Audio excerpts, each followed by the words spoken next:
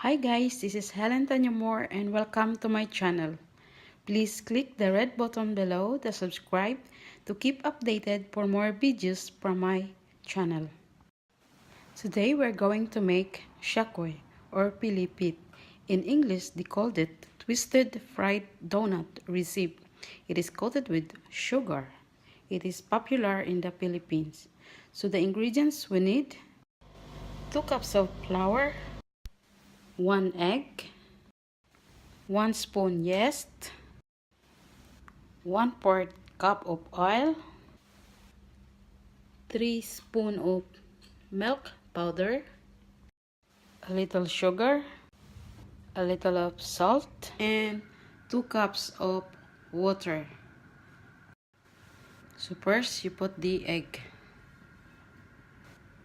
and then whisk the egg, and then put the milk and whisk it again,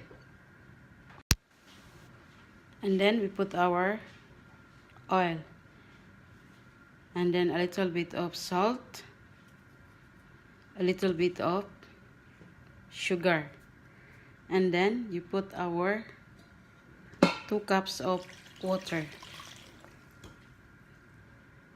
and then we put our 2 cups of flour, and then we put our 1 spoon of yeast. Now we mix them. So we have all our ingredients now. So now you clean your hands and then mix them all. So after mixing, this will be our dough. So that it will not be more sticky, you put oil on your hand, and then this will leave for 1 hour, and our dough will grow up. So after 1 hour, this is our dough. Now it grow bigger and taller. So now we are going to start making the shakoy. So first you clean the table, and then you put a little bit of flour so that your dough will not stick on it like this.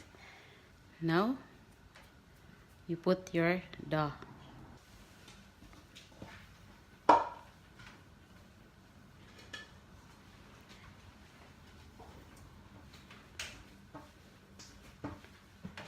and then now you massage it well so that your shakoy will be smooth and delicious.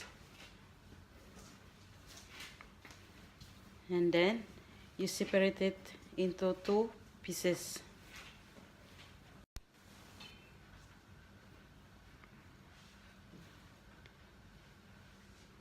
Now you make the other one for shakoy.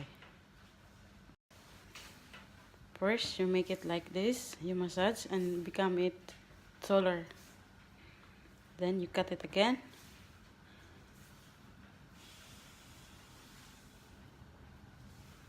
and then you knitted it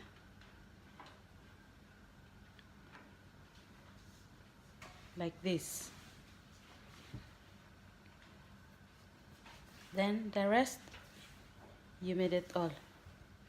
Then after that we are going to fry them.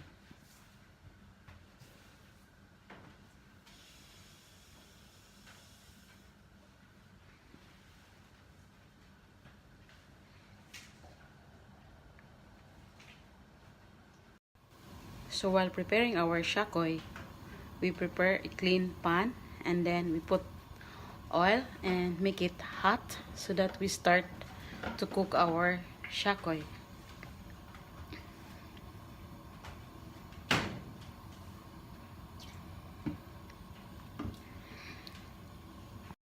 So this is our shakoy. Now we will cook it. So the oil is already hot. We are now going to put our shakoy.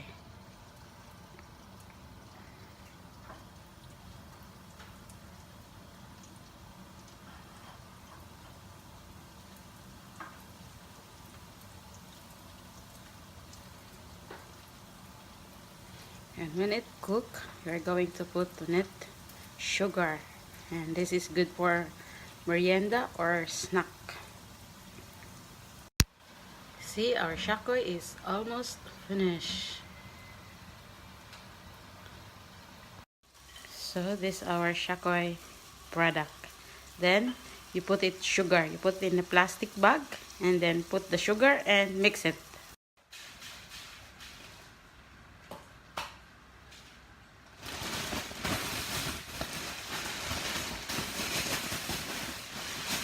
So as you can see, our shakoy now is coated with sugar.